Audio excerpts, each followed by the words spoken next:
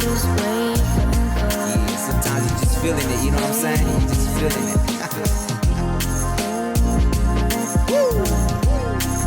And I want to feel this way forever. Yeah, check it out.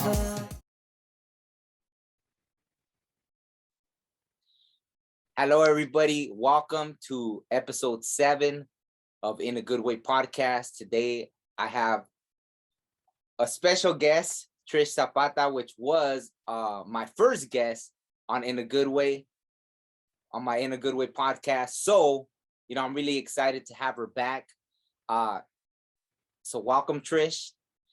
And yeah, no, thank you. And so today happens to be Friday the 13th as well, as we're recording this. So I thought in light of it being Friday the 13th, we might talk about a few things, that have to do with the whole, I guess spooky kind of stuff, but it's real. So, we'll talk a little bit about that. And also Trish has been struck by lightning. So to me, which I find extremely fascinating, I'm blown away by it. I really want to hear about her story and experience being struck by lightning. I've never met anyone personally aside from her that was struck by lightning and not only survived, but just struck by lightning in general. So we're going to talk about that. So to get right into it, and just thank you once again for coming back. So last year around this time, in episode 1, if anybody wants to go back and listen to it, which I recommend you do, because there's a lot of information in that episode. Around this time last year, it was a really strange time. I myself started going through all kinds of crazy stuff. And in the process, because of this, I kind of wanted to know if I was the only one. I also asked you, I reached out to you. I was like, hey, can you pray for me? I'm going through all this. Like, I felt like I was going to die, basically. And I felt like I was being attacked. Like, I ain't going to lie. Like, some people don't like, I think they feel like if you say that, it's like giving someone your power away, but it's real. There's people that for some reason, who knows, they put out bad energy, and there's people that really, try to do stuff like that. So I was just trying to figure out what was happening. But to get into like, what all that was about was, that's what I felt like. There was things. And then I started realizing, reaching out to people and sharing my story. It ended up that there were people, all walks of life, all different religious kind of backgrounds. And you even experienced something that I was, I was like, oh, wow. Then it felt real. Then I wasn't crazy. It wasn't just me, because during all this time, I even went to the emergency room twice. There was nothing wrong with me. The doctors were like, you're good, And later on, I found out, like, even a friend that almost a year later I ran into, and they had a similar experience. They said that the girlfriend was just like, I don't like, you're on your own, buddy. Like, no one knew how to help them. No one knew what was going on. So I still don't 100% know what happened, but your experience allowed to help me know that there was something, right? And not to keep you happy, like, I want you to share your story, but I'm just trying to set it up so people understand. It was something that you experienced, that you hadn't experienced in at least 20 years, you said. I guess it was something kind of terrifying to really see, even though I guess, well, I'll just let you tell the story. So go right ahead about, during that time. Okay, well, thank you for having me on your podcast again. And yeah, it was really weird because I'd gone to New Mexico, to go see my nephew. And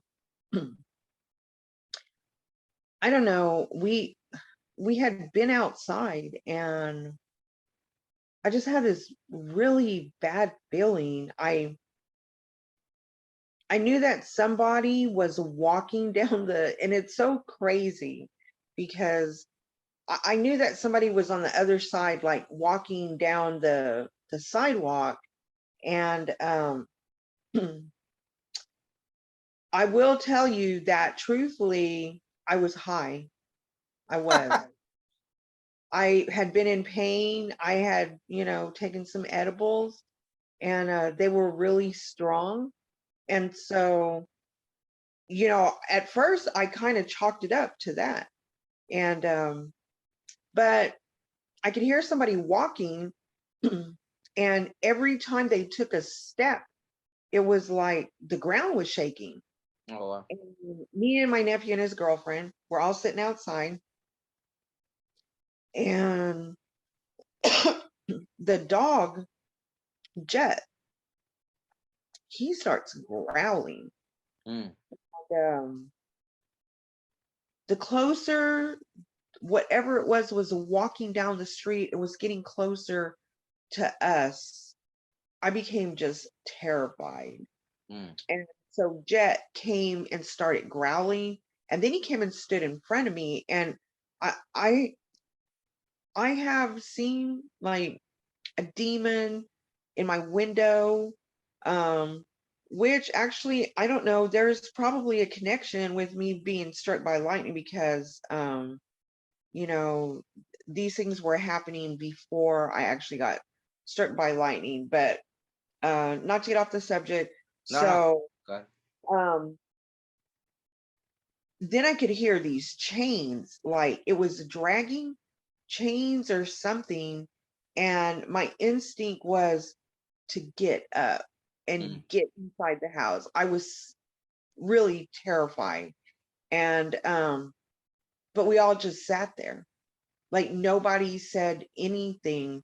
And as it got closer, I could hear it talking. And it was the weirdest, evilest voice I'd ever heard. And it finally got like right in front of us, but it was on the sidewalk, and there was a fence. So there were slats, like in between the boards. And I could see this glowing red eye. And I was like in a panic. The dog is growling really, really bad. wow. And none of us could move. And I kept thinking, it's going to come in here. It's going to get us, you know? And then I'm like, no, I'm so high. I'm like, this isn't really happening. And then it started walking again. It was looking, and it was looking, and it was looking at me. Mm, And so, and I guess I should tell you that I had taken my bear. I am a bear dancer and a healer. And I had taken my bear. I'd been praying for my friend, and there had been some things that had been going on even before I got there. ah, And so um it started moving, it started to walk off, and finally I was able to move again, and we just all kind of looked at each other, and I was like, what the fuck was that? Like, and then I was like, I didn't even have any words. So we kind of just went about back to what we were doing. We were hanging out and talking and everything. And so nobody said anything else. The next morning, my nephew, he brings it up. oh, wow.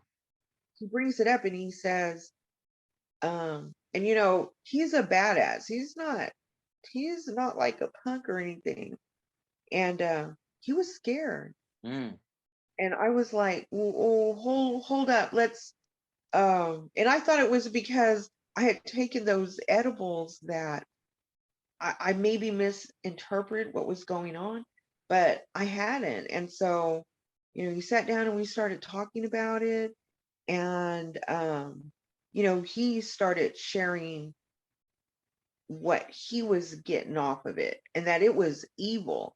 mm, And I realized after we talked that I had brought my medicine into the house, and I had been praying for him. Like he was in a really bad way. And when he started telling me about whatever bad energy and stuff before I came, I realized that whatever it was sizing me up. Like, Wow. I believe it came for him and his girlfriend. And it was not expecting me to be there. And that's why I was freaking out when it was looking at me, right? Because I was like, it's looking at me. And I just realized after that, like, it was sizing me up. So, I tell them, both of them, I said, it's going to come back. It's going to come back because I like threw it off course. I surprised it. Wasn't expecting me to be there. So, I did another smudging ceremony, and this time I went around the whole perimeter of the house, all the doors, the gate to come into the property and everything. And I think about 5 days later, it showed up again. And this time, and we were outside again.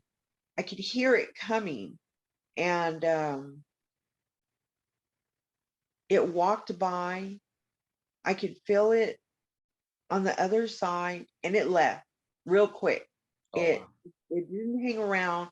And so after that, I knew that, that we were going to be okay. Mm. And that, once again, like the powers of my medicine, my bear medicine were amazing, and I never saw it again after that. And but interestingly, when I talk to my nephew, he tells me that it's still in the neighborhood, Oh wow. but it leaves him alone. Mm. Like he says it will walk right past his house, and but he'll hear it like stopping at somebody else's place. So, you know, it's eerie, um, but I know that he's protected, and he said he hadn't had any other like interactions with it. But somebody in the neighborhood said that something was trying to attack them. Oh wow. And yeah, that something came, it was in the trees, it was something huge. Um, and that was just kind of really, really weird situation. But um, people think that in being spiritual, that everything is about the good, the light, Yeah. and I learned a long time ago from my mentor, Running Fox, um, and he would say, you have to master the light and the dark to be able to control them and Mm. to and religion, like, historically tells us, especially Christianity, like, this is good and this is what we do, and we don't even talk about the bad, like that's bad, the devil, this and that, demon, whatever it is, like this is all bad. But in reality, we we have to experience both of those things, or we deal with them, you know. Yeah. So um I fought that for a long time. The I had never been so terrified in my life, except when um a demon was looking in my window, and I was a young girl. I was 13 years old, Oh wow. and I'll never forget the smell. And I mean, I actually had like medical problems that stemmed from not going to sleep for weeks. I ended up in the hospital. And so I kept fighting, the spiritual side. My grandmother was a medicine woman, and she said I was going to take her place. Like, I didn't have a choice in this. And one day I'm coming home. There's a really bad thunderstorm, and it's raining, and there's lightning, and I'm running into the house, and I'm running between two trees when lightning strikes a tree to my left, and the lightning strike, it bounces from the tree and it's dissipating, and as I'm running it hits me. So I don't know if you guys can see that, but Oh yeah. so I actually had the scar tatted over, Mm. but it's where it hit me. And it pushed me. I flew back. I was most likely passed out, because I wake up, I'm on the ground, I'm soaking wet, my arms are burning. And my mother, um, she was a Catholic actually.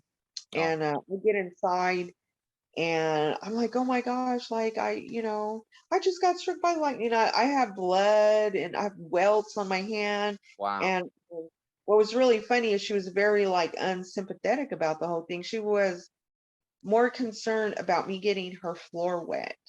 And I Oh was wow. like, I just got struck by lightning. And so it was basically one of the things where she's like, well, did you die? You look okay.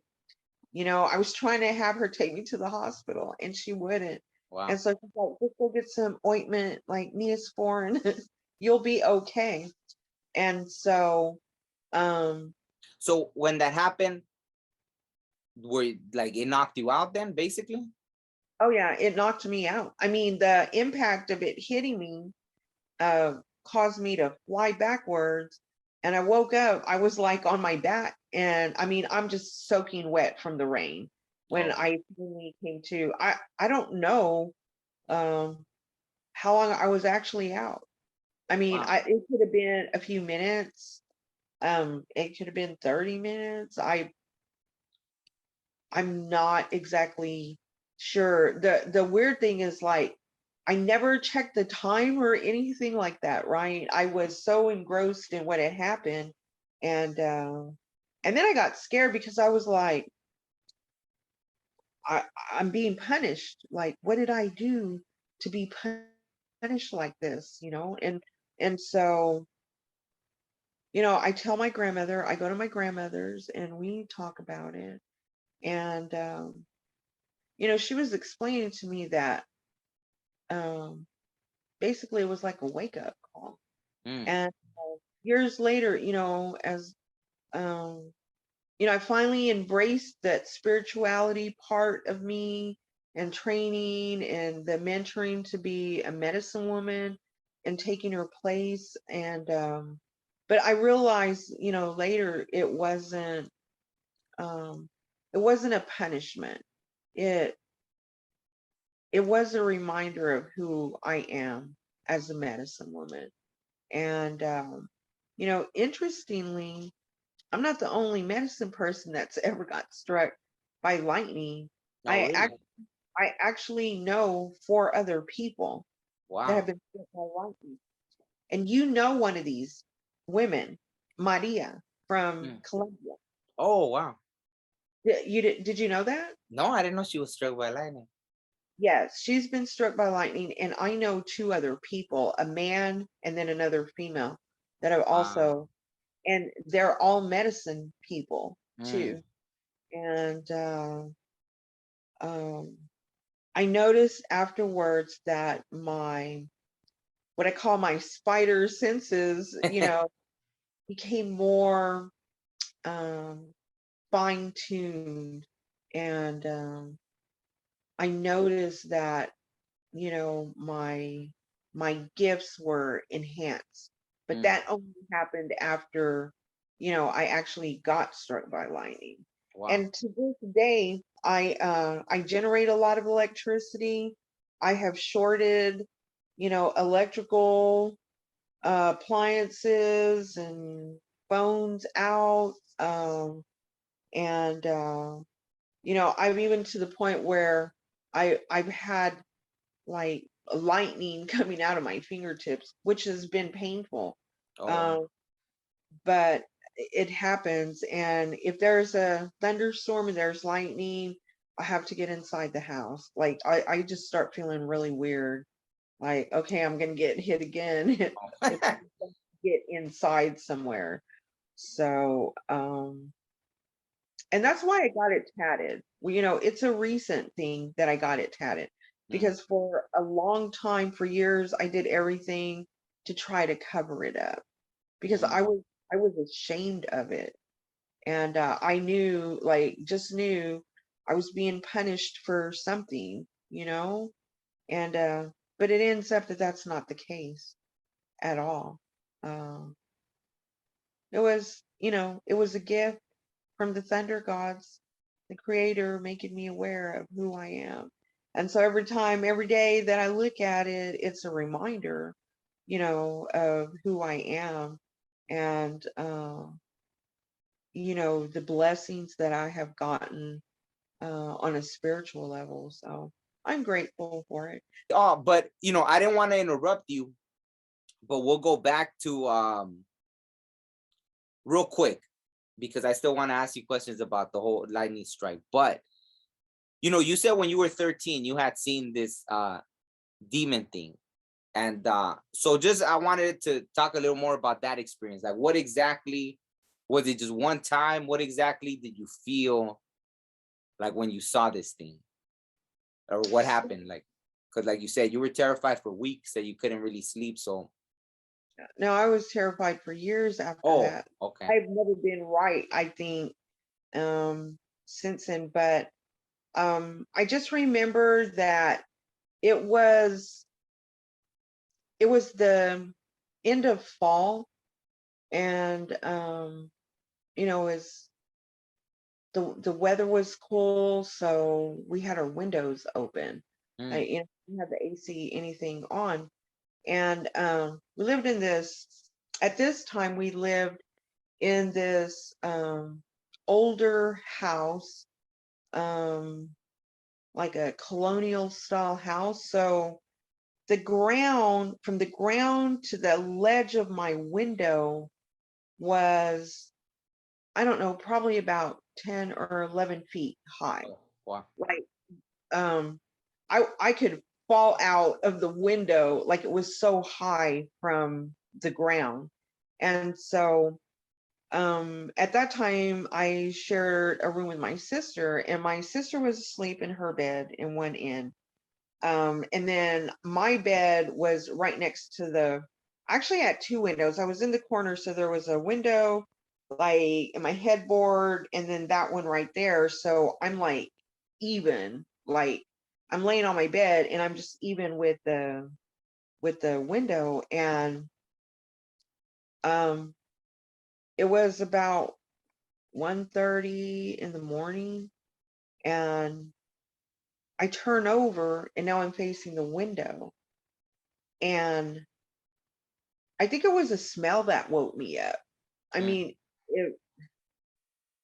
if I ever smell that again, I'm probably in hell. Like, that's the only way. It was a smell of putrid, rotting corpse. And, like, it was really bad. And so I I had opened my eyes, and I see this dark figure with these like red glowing eyes, and it's standing still, just looking at me. And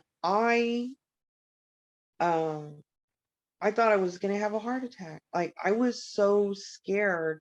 I managed to turn around and get off the bed, and I'm trying to wake my sister up, and I can't get her to wake up. So I could still feel it at the window. And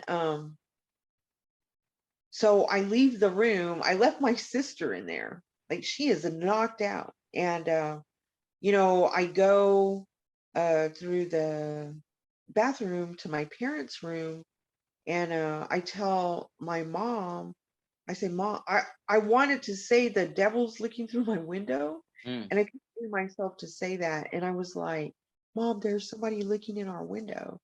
So I just remember her saying, John, there's somebody at the girls looking in the girls' window. And so my dad gets up, he gets a gun, he goes around the back, and of course, there's nothing there. And the weird thing is that whatever it was standing there. Wow. So the fact that the ground to the ledge was about 10 feet high, that it was no person. Wow. It was, I'll never forget that. And to this day, I'm, I'm going to be 58 years old. I'm not comfortable leaving my curtains. I don't open my curtains Mm. during the day. I just, I can't. It scarred me for life, you know? So And you said you were only 13 when this happened? I was 13 exactly when it happened. And so I never told my parents, like, I saw the devil or a demon. I never, it wasn't until I was older that I actually admitted that that's what it was. I mean, I was just telling my mom, there's somebody, I said, somebody is looking in our window. And so then I was so messed up from it that I made myself sick where I didn't want to sleep. I would like tell my sister, I'll give you $5 if you just stay up with me. Huh. And she would take my money and fall asleep anyway, you know? And so then I started taking like no dose and just a lot of Wow. caffeine. And I tried to commit suicide Wow. because I was in such a bad, like, mental state of mind from it. And the crazy thing is that my parents never even knew that I did that. Mm. I I think I must have slept like a day and a half, and then I woke up. And so they never knew that I even tried to do that. And probably a couple of weeks later, I got really sick. And it was because I wasn't sleeping at all. I mean, I had made myself so sick that I passed out. And, my mom, she wasn't a very nurturing type of woman. I actually got in trouble because I passed out and ended up in the hospital. Like, she was more mad that she had to take off of work and, than anything else going on. Luckily, I had my grandmother, and after I got out of the hospital, um, I went across the street because my grandparents lived right across the street from us, and I went and I stayed with her, you know, um, until I got better. And I didn't even want to go back to the house because I was terrified that something was going to come and get me, you know. And the next year we ended up moving, so it kind of worked out that I didn't have to stay there that long. I mean, I truthfully don't even know what would have happened if we would have continued to um, stay in that house. Aside from that, there were three other times where, Hold on one sec, just 1 second. Hold on real quick. Where were we at? You're well, saying I was saying, like, luckily the next year we moved, right, and mm. so I wasn't right after that. And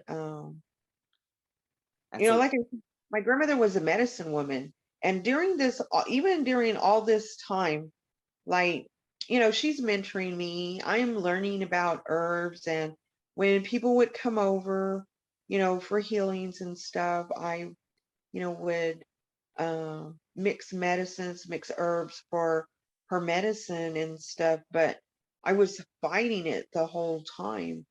And after I finally told her the truth of what was going on, um, she explained to me that, people that have a spiritual path will, like, experience incidences like this because the one the one side, the good side, is trying to keep this person on this path.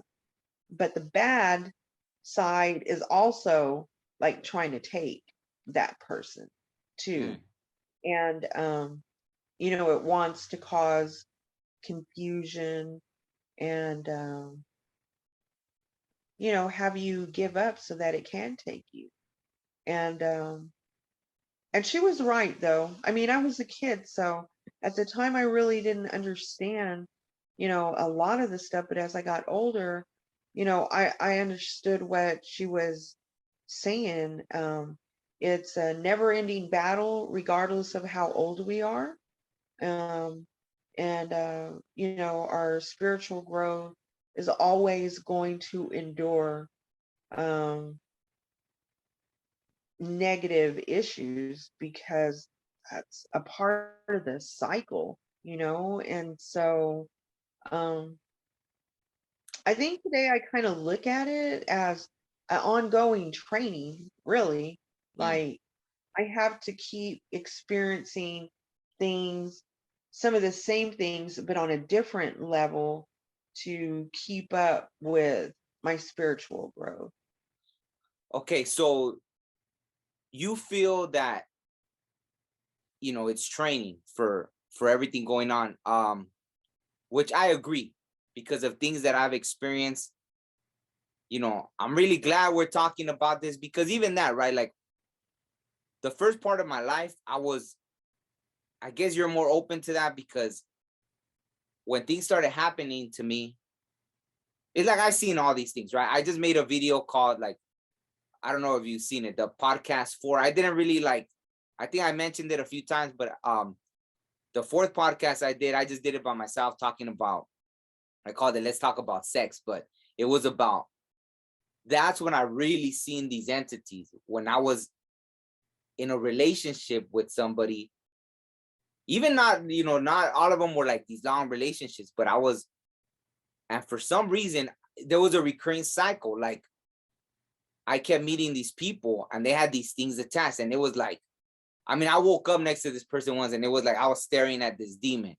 And the thing looked real calm. It was like they were like real comfortable. Like it was connected to this person. And I'm just like staring at it and I froze. I was paralyzed and I'm closing my eyes and I'm trying to like figure out what the hell I'm looking at. And it wasn't the first time, so maybe that's why, but it was the first time I seen it, like not just in a vision. It was like there. And there was a lot of things going on. And I guess not that anyone will figure out who I'm talking about, but just in case, like I don't want to say like hints to who this person was, but I get it why it was like this person. It ended up right, like it ended up later, like I understood why, right? So every time it was like I was connecting with somebody that had all these issues, right? Sometimes it was traumas that they were carrying. I later understood that, right? And again, like I don't want to put anyone's business out there. Some people experience things from childhood. Some people are in addiction, some things, but for some reason they've never let go of that. And it's attached, So I seen these things. And I mean, I think would scare, I don't know why I started having these gifts. So like how you said, when you were struck by lightning, it enhanced everything. So when I was little, I could date my first premonition I had. So when I was about 5 years old, because something that happened, I was able to look back and look at the date. And I remember telling my family, them kind of like making fun of me almost like, oh yeah, but I was, everything we were experiencing, I had already experienced and I knew it. And now it makes sense because I remember telling them like and they were like, oh, making fun of me, like, oh yeah, what's gonna happen next? But I knew everything that was happening. It was like deja vu, but in my brain as a kid, how do you, as a 5-year-old kid trying to process, like we did this already. Like I know, and I was telling them out loud, and they're like making fun of me. And I remember all that. So, and then I don't remember really a lot of things happening spiritually. And then after, when I was 17, which is funny, I think I was 17, and that's how old you were, like when you got struck by lightning. So it's funny that it's the same. I was 17 when I had the car accident. It was my junior year of high school, the third day of school. And, you know, a friend, like his sister was picking us up because like I had got kicked out of my high school, and so did he. So he got kicked out before me. So he was going to another high school, like kind of far. And so when I got kicked out of high school, I went to over there. I was like, oh, well, at least I'll have a friend over there at that high school. And so his sister was picking us up from school. And we see her at the yellow light, or at the light. It was the light, but you had to wait. And we run to the car. And I guess the light's turning yellow, and she just goes. She thought like this big truck was coming. She thought it was gonna stop, but instead it puts the gas, you know, and it hits us right, I guess, on my side. And so, you know, like that's where I got like the scar was all the way, you know, and it busted. Like I guess I was just knocked out, you know. I had a concussion, everything, and then what do you call it? Like I remember just hearing my friend's voice after, but I couldn't move from my waist up, and I'm just kicking my legs. And when I finally opened my eyes, like, you know, I had a white shirt and it was all red and everything from that thing. But anyways, after that, I think I started having more, you know, I got more connected spiritually, right? And, you know, they say, and just like this year, I think I met this girl or, you know, woman that studied psychology and all that. And I guess now they study. I wouldn't have thought they would actually. I was really blown away that she told me they actually study that. And not in a like making fun of it way. Like they actually talk about how people that have had head traumas and all that start having these certain gifts, you know? So they actually have, you know, shown proof of that. So it's funny that psychology now it would study that, because I would think before it would have been like just trying to prove people are crazy or they're just hallucinating or the trauma messed up something in their head or something. But instead now, I guess, maybe psychology has caught up to where they actually talk about it. Like, oh, people that experience these head traumas or different kind of things, like they have these gifts now. So, you know, I think that probably, you know, like you said, the spidey senses, it woke up mine. And so I don't know if that's why I'm able to see these things, but I've seen these things, right? So all that to say, like I know in Native culture, maybe before, because what I've seen in old stories, it seems like old stories of like ancestors, they were more open about other entities, but not in today's thing. Like it's almost like, oh, that's more like the Christian thing with the devils and demons and this and that. So hearing you talk about that, like, well, it makes me feel more at home, right? Because that's kind of like to me, none of that stuff is like, how should I put it? It's an area that I can go to because I've experienced it. So I'm curious, like being around Native people, have you heard other stories like that? Or is it like that? Like they just rather not talk about it and leave it more to that, like, oh, that's more like the Christian thing. That's more like that with the God and devil. Or do you hear these stories like being around Native people? I actually do. I hear a lot. I have a lot of Diné Navajo friends, and you know, skinwalkers are a very big part of their culture, and that is a bad entity also to them. So maybe there is a hesitation from them to want to share it with the outside world and not people within their own tribe or, you know, other Native Americans. But um, I know for a fact, even my grandmother, even Running Fox, even a lot of my other elders have stories of demons, bad spirits, you know, dark entities and stuff. So I think it just depends on the person. I'm not necessarily a traditional type of medicine woman, you know. I think I've been more open and willing to share our culture and our ways because I think that it's important that we do. I have read on so many different religions, not because I want it to be one of them, but I can't truly understand them if I don't know what they're about, you Mm. know? So I think it's the same. Um, I have read about the occults, just like I've read about Buddhism and Christianity. So I think it just depends on the person. I think that even some people that are like very traditional are maybe going to be a little more hesitant, but I think for the most part, people are willing to share their stories, and I think that they should be told. That's a part of our history and our culture, and we can't progress if we don't share certain things, with other people, with outsiders, so to speak. So, No, and I agree 100%.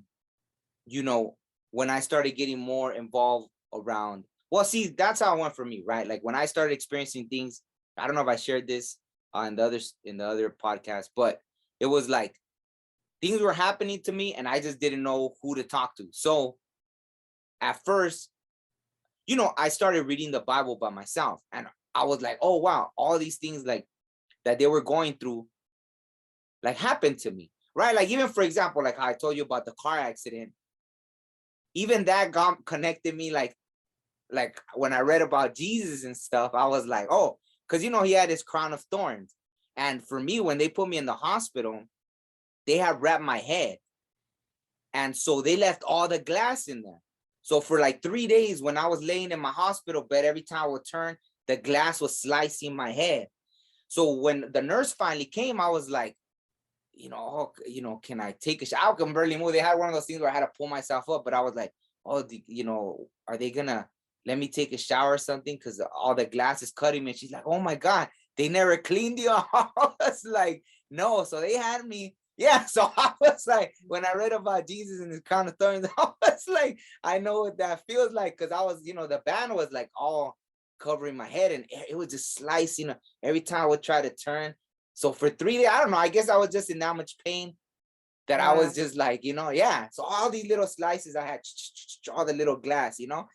And so there were so many things that were just like, I would relate to. And that's why that was the first thing, right? But then when I started going around church and I would try to tiptoe and talk to people, I realized that all the spiritual stuff, it was like they were reading, they didn't really experience so many things from like the Bible and what these prophets and all these people had experienced. It was like they were reading it more from just habit. It felt like some I did talk that had some experience and they believed. Like I remember this one preacher that had been shot, so he felt like there was divine intervention, or there were certain people that had things that I guess connected them. But then when they were teaching, it wasn't, it wasn't so like, so I was trying to see who I could talk to about my experiences.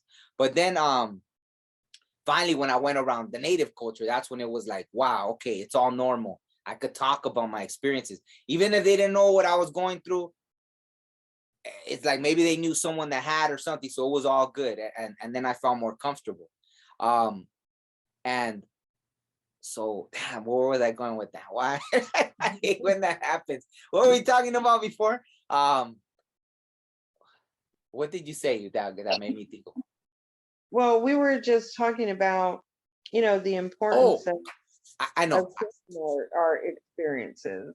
Yeah, no, but also how you said about studying different cultures. Yeah. So that's how it was, right? Like I learned about the Bible, and then I spent, one of the things, I think the way I was led to the native thing was like I took this world religion class in college, and it was like extra credit for every religion or every church you went to. So I went to all of them. I went to like the Buddhist church, the Sikh, I think it's called Sikh, like it's sad because they were often mistaken when there was all that hate towards Muslims.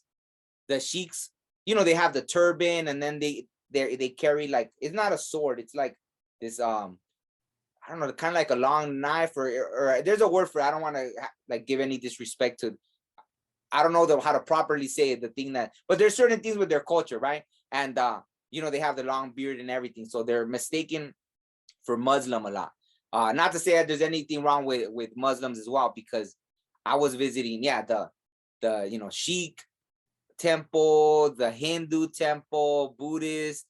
I went, Catholic, Christian. I went through everything, and then I went to a native powwow, and it was my first native powwow. And when I went, I remember I felt like really emotional.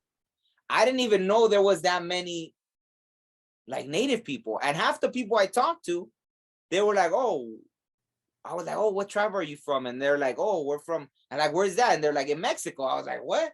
Like, where has all this been my whole life? And I really, I was like choked up. I was emotional hearing the drums, everything. It spoke to my spirit, right? Like, and then boom, and then I started meeting more people. And then in college, like, there was a Native American club. I joined that. Then somehow I was invited to my first sweat, and then boom, and it just went from there. But where I'm getting with all that, so I was very open to it. Learn from all these different people, all these different books, whatever. You throw knowledge at me, I'll soak it up.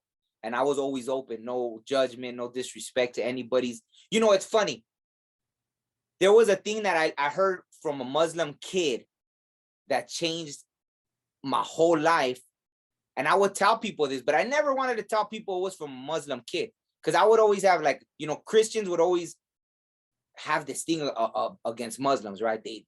And I always told them this, and they'd be blown away by this. And I never told them it came from a Muslim kid, but I would observe that, and I'll be like, you see, instead of just taking the knowledge that we're all sharing with each other, once you hear the religion, because you've been so brainwashed to be like, oh, that's the enemy, you don't realize that we're all here and we can all learn from each other, and everyone has all this wisdom. And I remember that was a story that I shared about how this Muslim kid told me this story. Well, I don't want to keep babbling, but I'll just share it real quick since I'm already there, right? Oh yeah, I want to hear this. Well, yeah, it was a story. I made a video before I posted it on Instagram, and even people were blown away by that. They were like, oh, wow, all this stuff. But it was about, like, the story. He's like, oh, a man dies, and when he gets to heaven, God greets, or an angel is like, oh, you're going to go meet God. You get to ask him anything you want. So, be prepared. We're going to take you, so the angel takes him to God. And then the guy's all like, well, you're God and this and that. Like, why didn't you, why did you let all this bad stuff happen? The wars and, poverty and sickness and all. Why didn't you ever do anything to stop it? And he's, like all that, like, complaining to God, like, oh, you're God Almighty. Why didn't you do all of this? And then God just, like, kind of, he's taken aback, and then he just looks at him and smiles, and he's like, I sent you, didn't I? And it was like, yeah. And that hit me like, wow. And I was young, I was probably not even 20, maybe early 20s when I heard it. And it gave me that kind of mentality, like, damn, every time I feel like bitching about anything, like, well, why am I here? Why did I get sent to earth? Like, can I do something about it? Rather than just be like, and these politicians, these this and that, so I tried. I would always try, like, even with music. That's why I would try, someone told me once, like, a song could travel the world in a day. So I was like, damn, that's deep. So I would try to make songs about, like, I would do my own things, savant and blah, blah, artistic stuff, and, just being an artist. But I would always try to put in a song with a message that I felt like, yeah, if it reached the world, this song would, if it clicked, people would get it. You know what I mean? So that message from that Muslim kid, I don't even know how old he was, probably like 16 years old at the time he told me, maybe younger. That impacted my life that deeply, and it was that. And then, so real quick, and then, I'll let you talk. I don't want to keep babbling on, but even after, right, like, once I would go to ceremonies and everything, a Christian friend asked me once, and I thought he was being sincere. He's like, oh, you went. I was like, oh yeah, I went to a ceremony, blah, blah. I don't know if he had called me, and I was like, oh yeah, my bad, I was at a ceremony, or I don't know. And he asked me, and I thought he was being sincere. He's like, oh yeah, did you have any visions? And I was like, oh yeah, I did. And then I don't know, he said something, and then I realized that, oh, this dude was being like a smart ass. You know what I mean? And I was like, damn. And I was so disappointed that just the mentality, you know what I mean? Like just the how it was a joke. But that's, to me, I was like, it's fine. Because that's how connected. I knew, like, that's how connected. Like, yeah, I want a ceremony. I had a vision. You know, for me, I'm able to say that I've never taken any substances. I've never taken any hallucinogens, nothing. Not that I'm against it. Like, I actually would want to experience, because I feel like it would enhance it. But to this day, you know, I've even been to a peyote ceremony. And when I was in the ceremony, something told me not to take nothing because I didn't need it. And sure enough, after I had a very profound vision, and I guess why after, because when there were people that were smart asses like that, I could tell them, like, you know what, like, I'll have visions, all this stuff, and I've never taken any this or that. But I'm always gonna be open to it. Like I almost kind of regretted like not taking nothing, but I understood why after. Like, they didn't want me to take it at that moment, just because maybe I was still gonna face people that were gonna say stupid things like that. And for me to be able to say, like, yeah, but I didn't take nothing, and I still had these experiences. But I think it's more of a faith thing. Like, when you're in ceremony, you know, you're there in faith, and so I think that's why these visions come out and all that, right? But yeah, just to say that, I know that I was just babbling on, but like, I agree 100% about the all cultures. But the reason I brought that up was just because of how closed off other people. Like, my friend would have never been open to come into my world, right? Like, if I invite them to like a sweat ceremony or nothing, they wouldn't have came, right? I invited people. People would always be scared and this and that. I have no idea why they would be so scared, or maybe just all the brainwashing, like, oh, that's, you know, like, that's of the devil and this and that. So you know, I agree 100% with you about why it's important to study all these cultures, and it makes you more open to, you know, there's knowledge to gain from every single culture. Like, Absolutely. So I don't know if I've even mentioned this to you before, but excuse me. So, you know, I was telling you my mom, like, her family is Catholic. There were devout Catholics. And my great grandfather found this rock. He used to pass it. He worked on a ranch, right? And he's across the stream. And there was this little rock about, I don't know, like a couple of inches. And every day he would cross the stream and he would notice that one particular rock. wow. So one day he picks it up. And when he turns it over, there was a picture of La Virgen de Guadalupe on this little rock. So, which he thought was painted. And he took it to my great grandmother. And, you know, the story goes that, you know, he told her where he had found it. And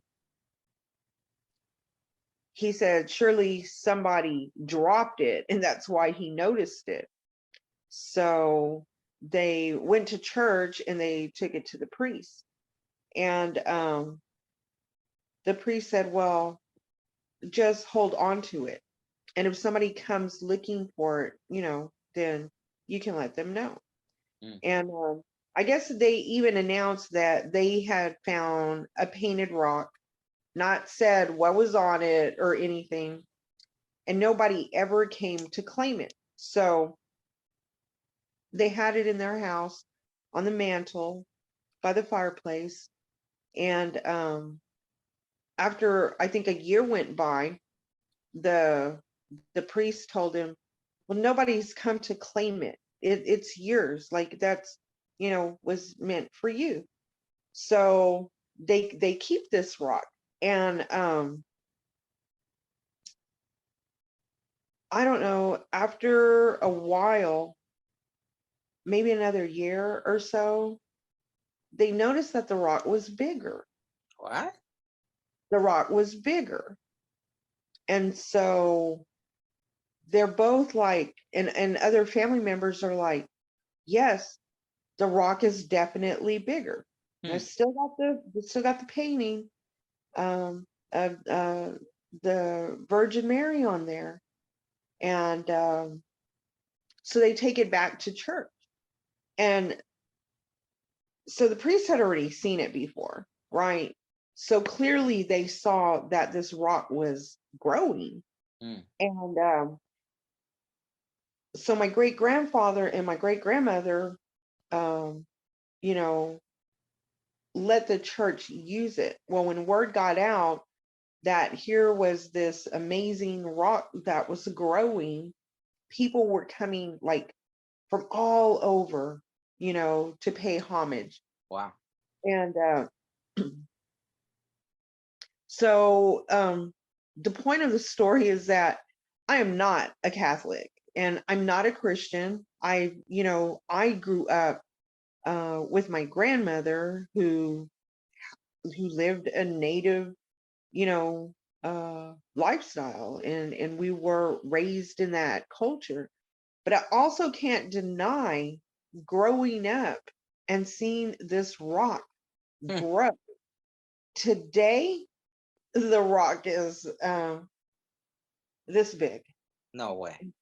Yes. And I actually, when I get off the phone, I'm going to send you a picture, which is another really weird thing is not everybody that takes a picture of it even see, sometimes they just see this blank rock, right? Wow. And I took these pictures. But I watched as I grew up, I watched this rock grow. And of course, my great, grandparents are gone, and then the rock was passed on. And when it ended up with my tia Fela, she had been the keeper for a really long time. She had gotten really sick, and there were family members fighting over who was going to get the rock. Wow. And all of a sudden, the rock started turning black and bulging. Like it looked like it was going to break. Wow. And my aunt, she finally got better. The rock stopped bulging out. I mean, they really thought it was going to crack and just fall apart. And after about almost a year, her image came back onto the rock. And when it did, it was actually my dad that noticed that there were other images, like Jesus was in her dress at the bottom, and what's his name, Juan Diego? Yeah, Juan Diego. So he's also like, their faces have appeared since after it turned black, and then it came back to its own color. And I think it was the University at Kingsville or something. So there was, I need to actually find the documentary. So the Roman Catholic Church said that they couldn't say it was a miracle, because they had no proof. Like they needed to verify. So it was actually sent to Rome. They did all kind of tests on it. It's not paint at all. Wow. But the colors in the rock. And I have been December 13th is like her birthday, isn't it? 12, I think the 12th. Okay, so they would have this ceremony. After the Catholic Church deemed it a true miracle, like the bishop and cardinals would go to St. Paul, this little bitty old town here in Texas, for her birthday, and they'd have a ceremony. And so I have seen it light up, like the gold trimming around her dress, and even her eyes where she's looking straight or she's looking down. It's the one of the weirdest, most amazing things I have ever seen in my whole life. And I'm like I said, I'm not a Catholic, but I can't deny that this thing is true because I've seen it with my own eyes. And the point of this is also, we cannot disregard another religion because it's not our own, And if people as a whole would understand that what's right for me is not necessarily right for my neighbor, you know? Like the good in my life is because of my own culture and my own beliefs. But that doesn't mean they're bad. Like you know, they can be Muslim, they can be Buddhist, and that's okay too. You know, if that makes you a better person and it makes you do better, then I who am I? Who are any of us to knock it, you know? So it's unfortunate that we have a lot of people that continue to be judgmental. I don't know how many times, and I would get this from my own mother, like, you know, your grandmother, like she's a pagan, like, do you want to be like that? Like, you know, um you're gonna go to hell. She would tell me that all the time, like, Wow. you know, you're gonna go to hell. Like if you're not Catholic, you know, you're not right, and you know, you're gonna be a witch. Like that's witchery. Like she would tell me all these things all the time. And but thankfully I had my dad who raised me to stand up and be a warrior, and like I'm somebody, I will die for my beliefs, like for the principle, because I was raised like that, you know? And so, yeah, I think we need to be more tolerant. And I think it's important that we continue to study other religions so that we can understand how to better get along with them, you know? Yeah. That's my No, no, I agree 100%. I still can't.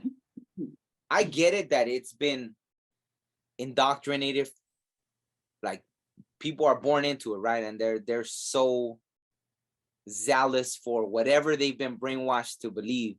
And it's fine, even though, like you said, they're doing that. It's cool, but it's like, okay, like with the church stuff, right? Like how, when I read the Bible directly, um, like that was one of the things I couldn't talk to anyone at the church about, right? Because at the church, they taught you that no one sees God and this and that. But, me, I went directly, like to me, even Jesus was always talking about, or his famous thing that everyone says is like, he said, when you pray, Our Father who art in heaven. He never said, pray to me. He never said, pray to Jesus. But that's what they said it. And this ain't no disrespect. If any people that are Christian, you do what you got to do. But that's how I took it. I took it literal. Okay, he's not saying pray to Jesus. He's saying pray to God. So I prayed to God, Our Father who art in heaven. And so that's what I did. And so I started having visions of who it was like. But, you could easily say it was like the Great Spirit, this and that. So that's who I would see. I could say like, I don't feel it was Jesus that came to me in these visions. I feel it was like God, the Great Spirit, like and when you see them, it's just this, I can't even explain. It's like they've even called them the Ancient of Days, right? And that's how I would see them, like this ancient spirit. But it almost looks like you could touch them like a physical person, but it was just this like all-knowing ancient spirit, like that's how I saw him, right? In these visions that I had. So I couldn't say that to them because at church they would really, drive the point of oh, like no one sees God and this and that. So I didn't want to tell anybody that, right? Did your screen freeze? yours did. Oh wow, you had froze on. So you had froze on mine, and Oh, you get froze on mine. that's crazy. Well, we'll see if it. Wow, it's crazy that I was talking about that. This happens to us a lot. Yeah. So I don't know. Maybe they didn't want me to share that. Maybe they're like, I don't know why that happened, but that's crazy. The But Urantia book talks about the ancients of days. oh, really? Yes, and yeah, there's so much that um, that I want to talk about. I don't even know where to begin, but when I pray to the Creator, and I don't want this to sound bad, I look at the creator like a shim, like when I have seen the creator, I see this dual spirit that's both masculine and feminine, Mm. you know. So that's kind of interesting that um it's interesting to me that a lot of cultures refer to the creator as a male, you Mm. know. Um, but I've always seen the creator as both. That's interesting. You see, so that's I wonder. No, but see, that's a good perspective to have. Okay, so you were saying that you've seen like the creator as a masculine and feminine. So I haven't, something really crazy did happen to me. I'll tell you after, but explain to me like, so when you've seen, if you don't mind, like, how do you see like this, the creator, the, the being, the great being in the sky? How do you see? So, you know, I've noticed that I guess at times, like depending on my emotions, I can see it more in a masculine Mm. image, or more in a feminine also. But for the most part, I see, I just see this figure like he looks male, she looks female, and even the voice is, I don't even know how to explain that. It's like uh feminine with masculine undertones or something. It's kind of weird. I don't Ah, really know how to explain it, but that's always been how I've seen the creator. Always. My whole life. And you know, I've been having visions and gifts for a long time. I remember I was 3 years old, right?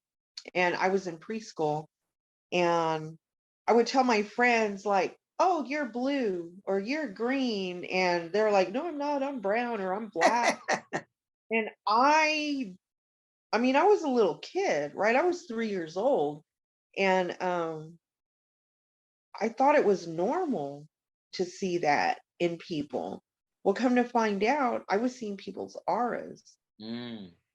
and I see people, and I recognize people's personalities by the color that I see around their heads and stuff. And so, you know, I remember telling my grandmother, you know, I told so and so they're blue, and they are blue, but they said they were brown, or, you know, or they're white or whatever. And I'd say, but I don't see that, Momo. I only see, you know, like this color. I always see it around their head. And so she said, I was waiting for you to tell me this. she What? already knew. She already knew How did? that. What, she has the same gift, or had the That same gift? uh-huh. Wow. And so um but she taught me at an early age that with every gift is a curse, Uh-oh. you know, also. And so I suffered as a little kid from headaches. And this was Oh. the reason. And as I got older and I started having migraines, um, you know, I had to learn to control seeing that in people. Like, even now, as old as I am, if I'm in a big crowd of people, sometimes I get blinded, like, because it will pop up and all I see is like rainbows of colors and stuff, because I just see all the energy like emanating from people's heads. Mm. Um, but I've learned to control it though. So um, yeah, just a weird issue that I've suffered from. No, something that I almost don't want to say it because I don't want people to, sometimes I get not nervous. I really don't care. Like, I guess it's good, I feel like I could protect myself pretty good. But I don't think like it happened to me one time, and I guess maybe praying that I was like, I don't want this. Like it hasn't really happened again. But it happened to be like on this day when like the planets were aligned and it was a super moon and all this. And this friend was going through something and they were like, oh, hey, could we go? Like, you want to go have a beer? I'll buy you some food or something. Cause I don't drink. So they were like, fine, whatever, let's go. I could see they were going through something. But then we go to this thing and we're sitting in the bar area of this restaurant. Forgot what it was, but it was like the bar area, restaurant. A lot of them have like the Denny's. They'll have some Denny's have like a bar and then they have the thing. But we're sitting in the bar area and I'm sitting there and all of a sudden, it's like I could hear everyone's thoughts in the whole place. And it was kind of packed.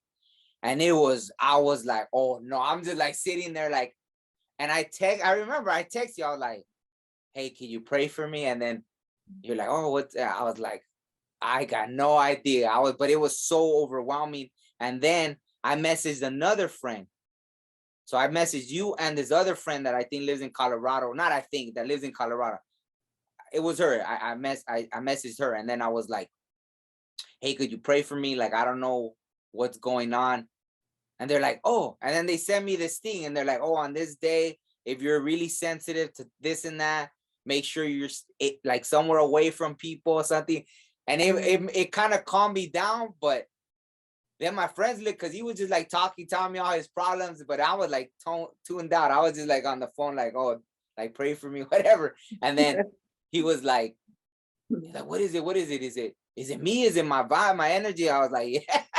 You want to go? I was like, yes. I was like, let's get, because he had driven. So I was like, let's get the hell out of here.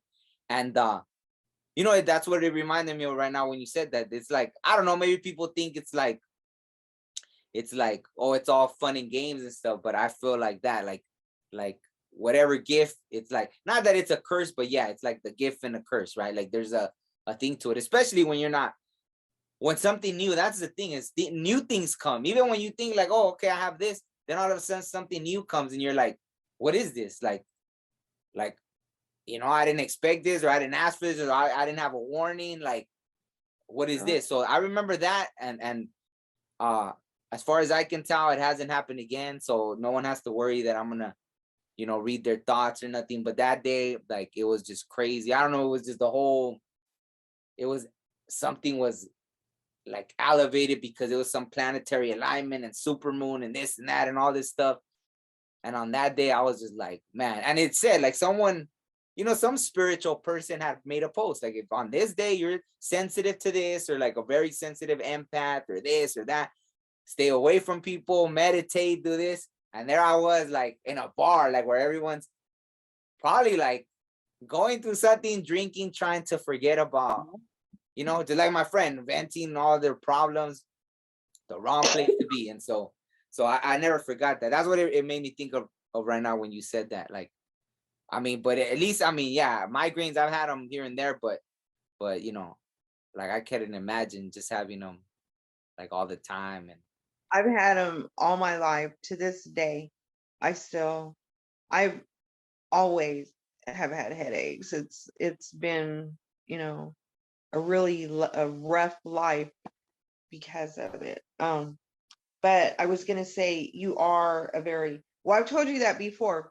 You are a very powerful empath, and so I can understand, a lot of these experiences that you have because you are, you know. If ever there was an animal whisperer, it's you. I'm totally amazed at your connection to wildlife. Like, I think that's a beautiful thing too. thank you. Yeah. No, I love that. Like I told you, like the other day I ran into a bear and I felt like if I would have touched them, it would be okay. Like I didn't feel danger from them. But I even feel bad. Like it bothered me that I got caught up with the stigma of that, like how because I think our instincts tell us something. I think our instincts, I mean, we have them for a reason, right? Like, yeah, but you know, whatever. I really wish I would. You know, who knows? Maybe next time. And then if I get mauled or something, then someone could be like, they could make fun of me or something. Like, this guy thought he could pet a bear. You know? I But think you would be perfectly safe. If somebody was going to be safe, it would be you, you know? I I want to pet a bear. yeah, I was like, I mean, you know, it came to my car. I was even blown away because it came, like, you know, it was there. I was gonna use this restroom, you know, in the mountains, and they were closing. So usually it's, or the gates already closed at that time. And I drove in to use the restroom. Like, I drove in probably a good mile or something in the mountain. And like, I knew there was a restroom over there. Cause I still seen a few cars. So I think people were still like walking out or something. But in the entrance of the mountain. And then I kept driving into some restroom over there. Cause like, I'll take a little drive. The sun was already setting pretty much. And then, you know, you have to cross a bridge to get to this restroom. And as I'm going, I just see this big old furry thing, and I was like, oh wow, it's a bear. So I run back to get my phone, and I come across this bridge. But you know, and then I'm just like recording it, and then it starts following me. But it's, you know, I don't know. I don't feel like it's not in a hurry. It's really just, you know, minding its own business. But it follows me all the way across the bridge and everything.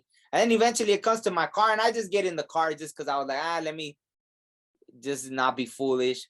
But even when it gets on my car, it put its paws backwards. And I was like, damn, like, he's not even, like, he's not scratching my car. So I felt like, you know, and his head's right here, right next to me. And someone told me, they're like, you didn't lock your door. I was like, wow, I didn't even think about it. Like, because I know bears could open doors. Like, you've seen videos of bears opening doors, but I didn't even think about it. But no, the bear was really like, even that, like, it didn't scratch my car. It got on top, boom. You feel like it's, you know, it's all big.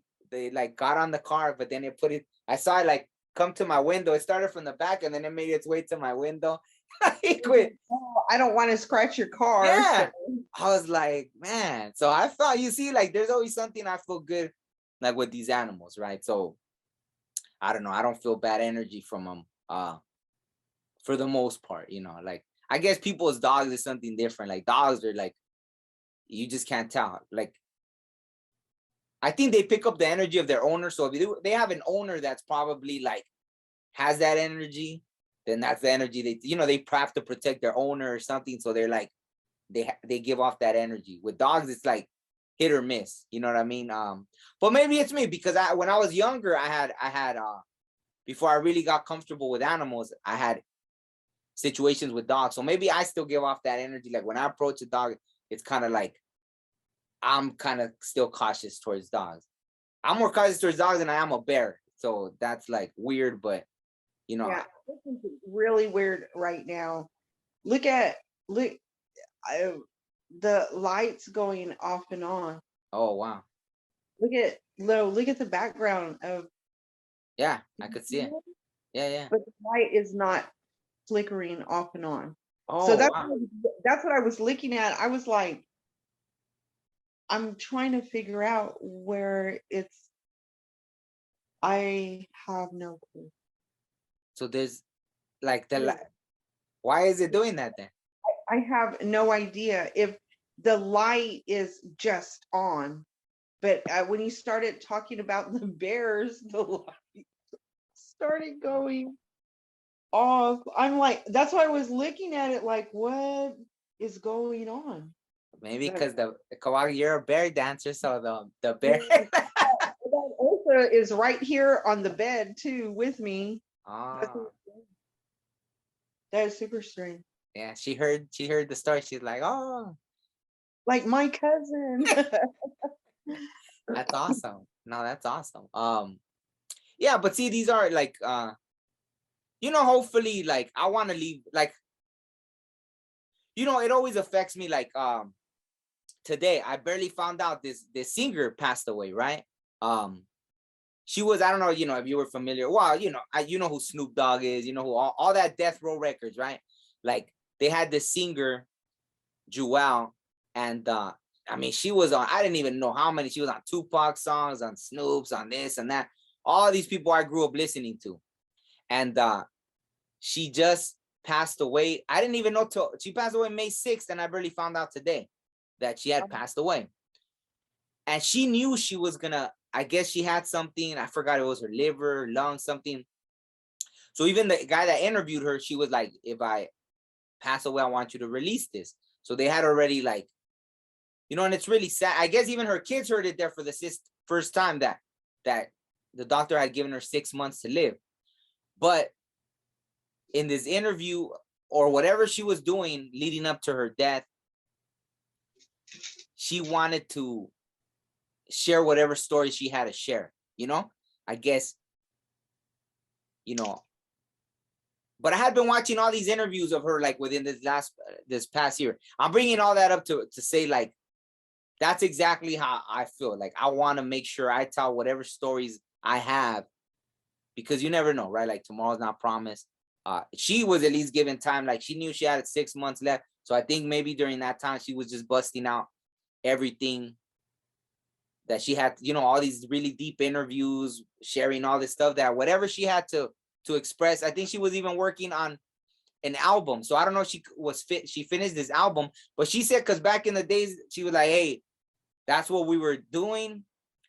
But now she wanted to leave something positive. Because all those, you know, those rap songs that, you know, I guess she even said, like, you know, some would degrade women, but she said she still had fun recording them, because that's kind of how it was back then. Like, even though she was a part of it, but she realized, like, it was, like, now in hindsight, like, degrading women even, and she was a part of it. So she wanted to leave her legacy, like, as something, leave some positive music and all that. So, you know, I guess at the end, she just wanted to leave her legacy, and she wanted to tell her story. So that's what, you know, I feel like I want to make sure I tell all my stories before, you know, whatever my time comes, kind of thing. I just think that's important anyway. So, you know, I've been a writer too for a long time, and I was like writing like historical archives for some tribes, and you know, a lot of stuff that's happened historically it's so one-sided. You know, we don't get a perspective from somebody else, and it could be something totally different than what, you know, the government or is put out in public as well. So um I think that we need to leave these stories as a legacy for, you know, future generations. It's especially, you know, important for Native people, because a lot of the elders that have been around, you know, for a lot of the events that have happened are dying off really quick. And maybe if they weren't so famous, they don't really know their stories, but they made an impact. They were there, they were involved. And if for nothing else, for the history of their own family, I think they need to be told. So that's a good thing. Tell your No, story. thank you. No, but see, like, I don't know right now, like what you mentioned, because see, even me putting stories on video, it's not, you know, because who knows when one day all the electricity is gonna be gone, and then, so books are more important. Like how you mentioned, you as a writer, like, have you ever started writing all your stories in a book, or not yet? I've written, so I've written a lot. I just haven't published stuff like I actually I wrote, it's called Never Eat Menudo While Wearing a White Shirt. And I know it, so, and I've never done like comedy, but I was making fun of my life growing up, Mm, you know, in a comedic way. And they're, yeah, and a lot of them are what I call like a, you know, fucked up funny, mm. because of the racism that we dealt with back in the 70s and stuff, you know, and a lot of the stuff that was happening, well, it wouldn't go well in schools today. Like, it just Oh, wouldn't be allowed. but because we lived in a time where, you know, people were prejudiced. If you weren't, you know, if you weren't white, then you were a problem. It didn't matter. And my dad wasn't, see, that was another thing, is like my dad was an oil chemist. And so after we moved from the house where the demonic stuff happened, we were living like in a mansion, Yeah. right? And we were the only people that weren't not white in the neighborhood. And they accused us, like, you know, that we were drug dealers and Wow. stuff. And I'm like, why can't a person of color be smart, you know, and be able to have a good job and to be educated? And it was just something that, you know, we dealt with. And so a lot of these stories are really funny. Mm. uh, and that was they're all true. That's the thing, is like they actually happened to me. Wow. And then I was writing, it's called Memoirs of the Demigoddess Sarpanit, right? And I don't even know if you know who she is, but Don't. Sarpanit was the demigoddess, and Marduk was the god. Like Enlil, you know, they're part of the Anunnaki, like Enlil and Enki. I know who they Um, are. Yeah. okay, so Marduk was Enki's son. Mm.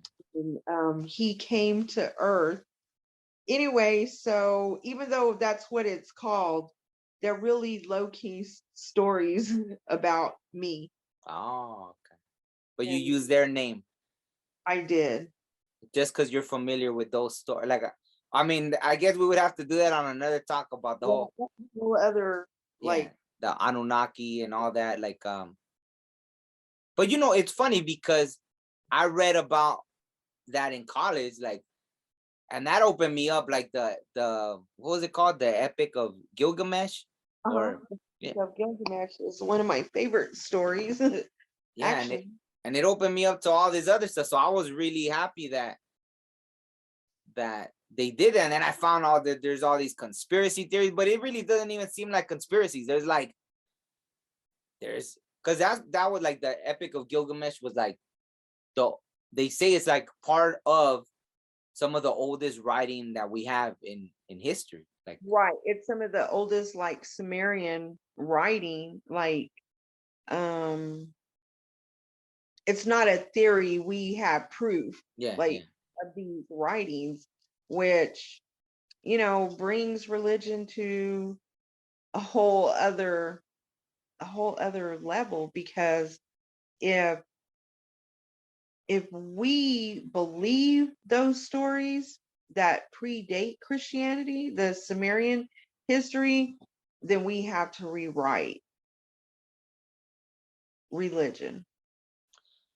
Well, it's interesting because I mean, we might as well, since we got into that, like how, you never saw, well, especially in the US, right? You never heard about the Christianity being called mythology, yet everything else, right? Like Greek mythology, that Egyptian, like all the Egyptian stuff was kind of looked at as, I don't know, you learned about it. You see it, you go to Washington, D.C., and you see obelisk, and you see this and that, all this symbolism that they took from over there, but yet that's like the stuff that, well, it's kind of looked at almost like mythology, right? Like, I don't think they Right. use that word, but I pretty much.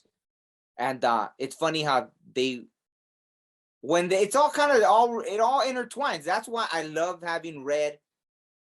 I love that for some. I think my dad was the same way, right? Like he didn't force religion. Like I remember being in elementary and going to with my friend to his Mormon church, and even that, like, no, I don't want to disrespect the Mormon people at all, but I'm gonna say it because it was the truth. Um, like I remember we went to their church and everything. My friend was Mormon, his family. We would go to the church. I like going because it was really like fancy. Like I remember they had a basketball court indoors with rug, and I was like, damn, who has a basketball court with like carpet and everything. It was really strange, right? But then I guess they found out my friend, and they had been more years already since I had met him. I met him in kindergarten, and I think, I don't know, all through elementary, I would go with them. And then they found out that they were on welfare and they kicked them out of the church. So I was like, yeah, I was like, so even as a kid, it makes sense. It's like that wasn't a good thing. I was like, who does, like, how does the church kick somebody out for being like on welfare? So that was my understanding. If I was wrong, then whatever, I stand corrected. But that's what I remember as a kid. And then also, like, there was these Jehovah Witnesses that always want, and my dad would be like, if they want to go with you guys, it's up to them, ask them. And so I think me and my brothers would go with them, and we do like Bible studies with the Jehovah Witnesses, and then, you know, go to the Catholic Church. And so I was experiencing all these things even as a kid. So I think maybe it was already embedded in me as a kid to want to learn all these different things, right? So that's why I'm open to all of that. But once you see it, all these stories intertwine. So that's why I know we could go into a whole nother video, and we can make all that, all that stuff. Like, about that stuff. That's why we're able to talk about that. Like even the Urantia book, because that's a whole other thing too. Like, I heard of it mostly through you. And I don't know if you want to talk briefly about the Urantia book, if anyone. I think, I'm going to say this, if, to anybody interested, read the foreword, and the insinuations and the stories that are told are so fantastic. Yeah, if you don't read it, then you're just going to think I'm nuts. That it talks about everything. Interestingly, one of the things that I have always believed is that science and religion, they are part of the one and the same. They go together, but we have taken them and separated them. But the Urantia book talks so much about both and how they matter, how they pair up together.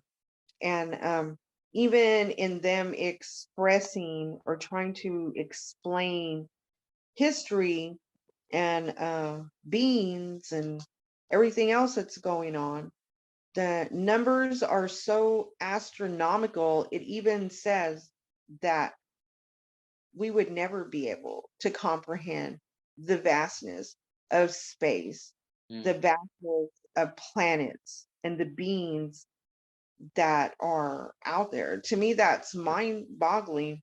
And to somebody else, they might say, this is, whoever wrote this is a freaking fruitcake. But you know what?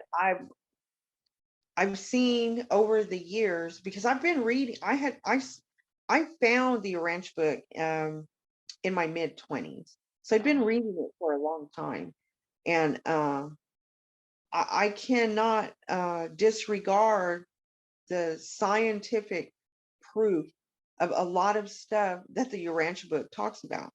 Maybe when it was written, we had no clue or inkling to any, to what we know today concerning astronomy. But as we have become more advanced and more skilled, then I see a lot of things are true. They're finding out that they're true. So, it even talks about Jesus, who they say is not Jesus, but Michael of Nebadon. Like, Nebadon was another planet. And like I said, I'm not a Christian. And so this book is not even about like Christianity. It is touching on every single religion, the evolution of even the oldest forms of religions. And I think it's quite amazing. You could read the book 100 times and learn something totally new every single time, because that information is in there. This is really incredible, I think. Yeah.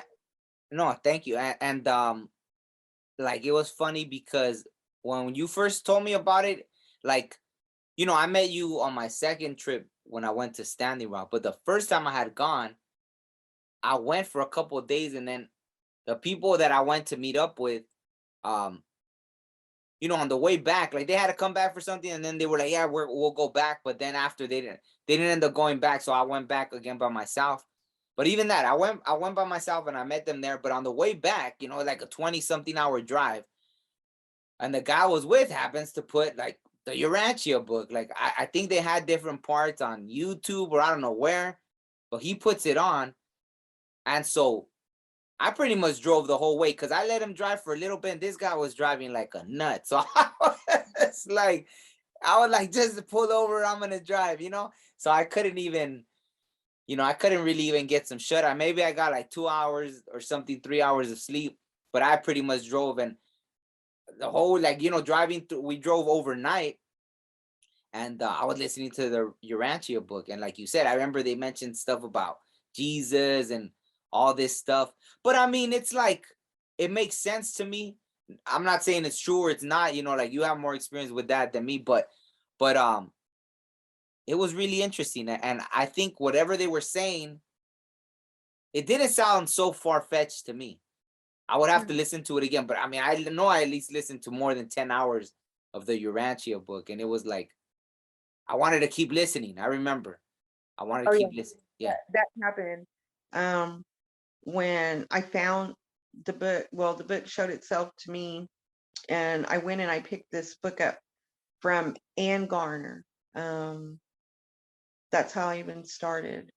And I couldn't put it down. Once Mm. I opened that first page and I started reading, I was like just amazed. And I wanted to read everything. And the book's like, I don't know, over 2,000 pages. It's Wow. I mean, the book is huge. And yeah, and I read it like within a week. Not that Wow. I understood anything because the more I read, the more questions I had. But that's why I said you can read it 100 times and you'll learn something totally new every time you read it. There's Mm. just so and I think one of the reasons I believe a lot of the things that I've read is even though it touches on religion and science, I feel that in reading it, they are not partial to anything. They're not promoting any one religion. They are explaining religions. They're Oh. explain they're not preaching to us like the Bible does, which for the most part was uh, not even written. They were written in second or third person. Ezekiel, actually written or by him, his accounts of these chariots of fire, which we feel like he's explaining UFOs, Yeah, yeah, they've said it now. so um but I don't, like I said, I don't knock any religion. I can't. And you know, having that rock in our family has made me understand, like, that's really why I'm a believer, because I am in no shape or form Catholic, nor do I want to be. And I'm not disrespecting anybody either for being Catholic, right? But I also can't deny the miracle of this event with this rock that I have seen all my life from the time I was a little girl. Like, I have seen this rock grow. And if somebody were to say, hey, we got this rock in our family that grows, and I'll be like, what kind of nut job are, I mean, I would personally feel like that, and but I've seen it. I've experienced it. So I don't knock anybody's religion. No, no, I'm with you 100%. I think there was a time when I got defensive about because of that, right? Like having, like, there was even someone I knew for a long time, and we stopped talking over religion, right? Like whenever I would say any like native related things, like they would give me that off, like, oh, that's from the devil. And they were like this Christian person, and it's like they stick their nose up at you for this, and and then even a close friend, like we finally stopped talking over that. So it was always very like, so I became like more defensive, like, you know what, then I didn't even want to associate with people, because then I got the perception like that most of them were like that, because I was experiencing that a lot. So I didn't even want to be around, like, even there was a time a lot of people behind closed doors, people would ask me for help from all walks of life, right? And even Christian people, when all these other people would look at you, oh, like native stuff and this and that, that's the devil stuff. But people, even Christian people will ask me for help behind closed doors. And but then, so to have a lot of them like treat you in that way, then I was like, I don't want to deal with Christian people. You know what I mean? Even though, like, I mean, there was a time where like 90% of my friends were like Christian, right? But then it became just the closed minded was very like disheartening, very like, I would look at them like, what's wrong with them? But I get it. It's like once you're indoctrinated, it's hard. It's like, why does anyone do anything, right? Like, why does someone join a gang and they're ready to die for it? I mean, same thing like religion. Once you're like, it's like that's how you say you're ready to die for your beliefs. But I guess I'm thankful that, like, you're very open, so. And No, I've dealt with that. My grandmother was a medicine woman. She was very highly respected and everything. But even through my elementary, middle school, high school, people would accuse me of being a witch. I what? actually think that was a lot of my mom's doing, because she used to always say that we were witches, like I was going to go to hell because I wasn't Catholic, and that was all like paganistic stuff that just wasn't right. And so I had a reputation like that I was some scary witch, like watch Trish, because like she might put a voodoo curse, and I was like, I don't even know voodoo, Ah, I that's not our way. And but I also didn't care. Like, and I'm so thankful that my dad raised me that way to be my own person. And I would tell people like, you can think whatever you want to think, but I know who I am. And so I'm okay. If you don't like it, don't talk to me. You know, that's yeah. that's that's his choice. No, I feel you 100%. And so, I guess we're gonna run out of time. I think that's gonna be it for episode 7. I know we could keep talking forever. We had a lot to talk about. We were just gonna start with, it's a good Friday the 13th episode, I believe. Tomorrow's the blood moon too, so that kind of adds to the whole thing. I didn't even think about it till right now. Um, I mean, I don't know. Have you been feeling any weird energies because of the whole blood moon and everything, or not really? Yeah, Yeah. I have. Um, but I don't know. Well, I had like this micro heart attack, right? Yeah. And I just been feeling a little off. I don't feel sick, but I was kind of attributing that to, the blood moon that's coming, because it was going to normally affect me anyway. Mm. I mean, just because I'm still in sort of a delicate situation over here.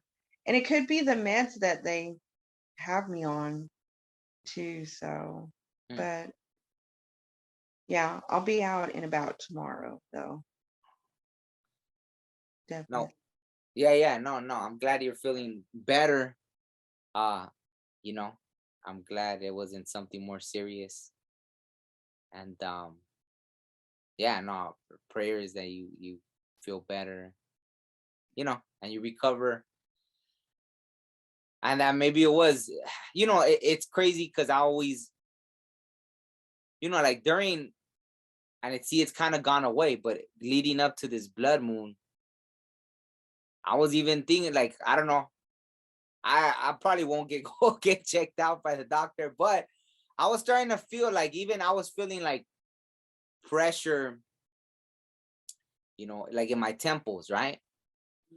And so I looked it up. Whenever something happens, I always kind of go to, because that stuff has happened to me where, even that, I was thankful that I knew enough about like chakras. I don't know what made me get into chakras, but I learned about that to where, so, like if I would be feeling a pain, like, I don't know, people don't realize how much the spiritual stuff will affect you physically, and so I was having all this pressure, and I looked it up, and then they talked about how your temples are like your temples, like a row, like temples, and I don't know, and there was all this stuff, and so I just tried to be careful as well of information, like, or things that I was letting in, and that kind of relieved everything. Like, I don't know, maybe I was just, there was too much I was doing there, like leading up to this blood moon, and so once I kind of just relax. I think that's what the bear too. Me running into the bear had to do with like knowing when to hibernate. The bears hibernate, so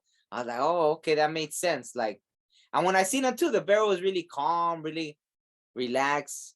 So I guess I thought like, okay, that makes sense. So after I saw the bear, I think I kind of started relaxing a little bit, and then all that kind of went away. The pressure, the this and that I was feeling. And so I don't know. I guess I really don't feel anything else. I know this moon's important for some reason. I have to look up a little more what everything that supposed to happen with it. But yeah, I don't know. See, we could keep talking on and on. So I guess unless you want to say anything else, I think we could, we could call it a night. Okay. I mean, we'll save some for the next. Hopefully, you'll have me on again.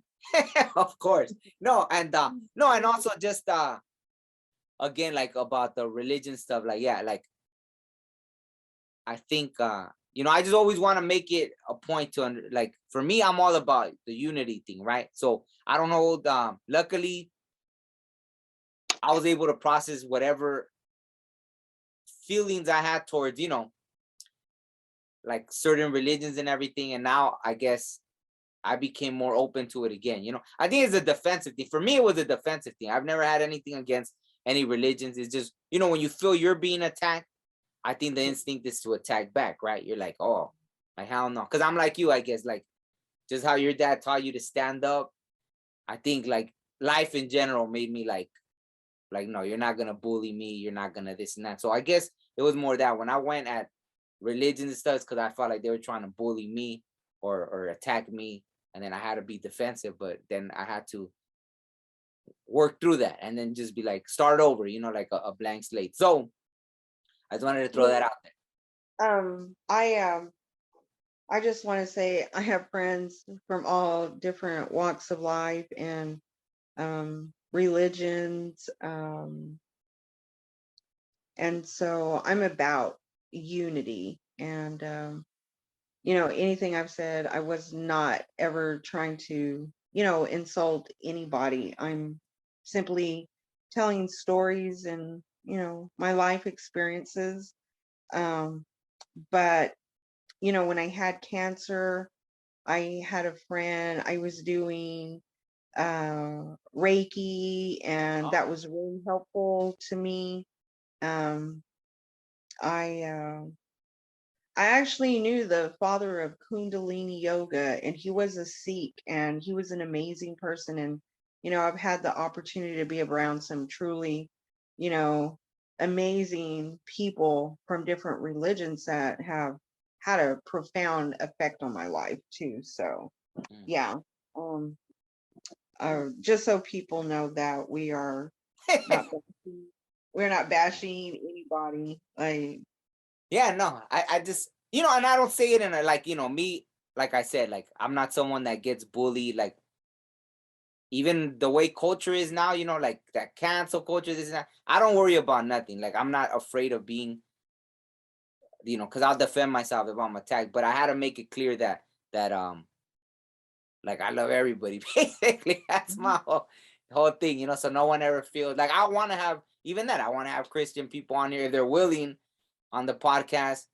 And like I could talk about Bible stuff all day long. So, but I want to see how open they really are to like the spiritual side of it. So I would like to have a guest that's really like open to not reading like but like actually like the spiritual part of it. So hopefully I could get someone on that has experienced things and all that stuff. And so I want to have people from all across all walks of life as well. Like the rock thing. Yeah. So I mean, yeah, if you don't mind sending me the picture of the I magic. when I get off the phone, I'm gonna send it to you so Okay. you can see it. Your mom might be interested Yeah. in it.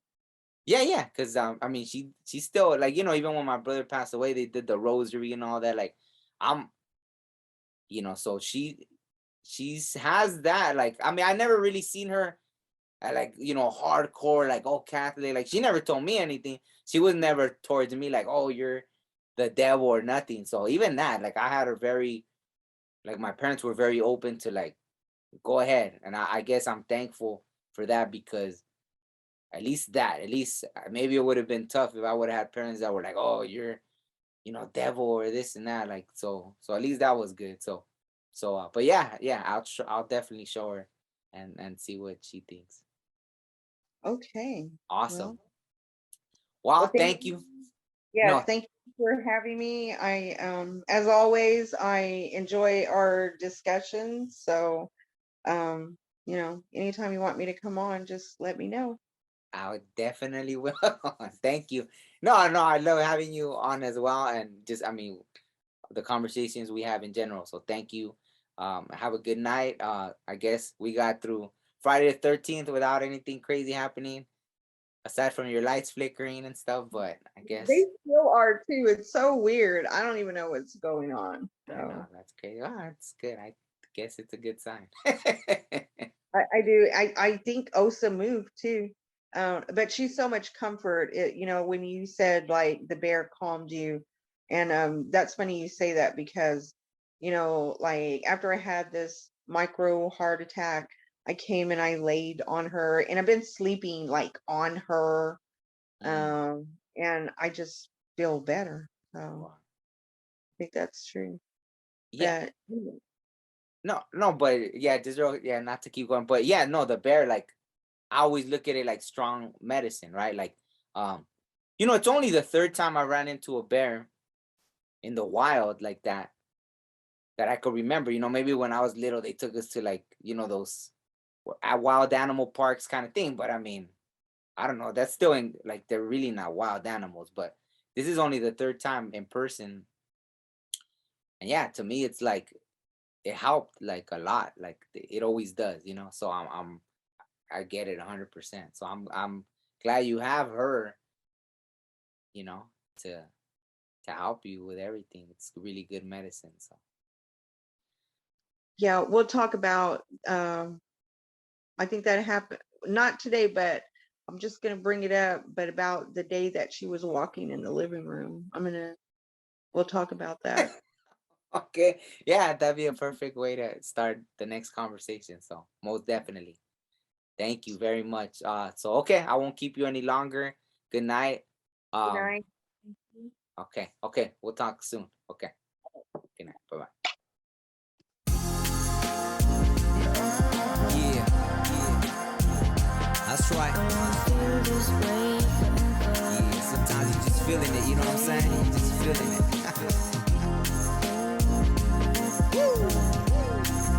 And I want to feel this way forever.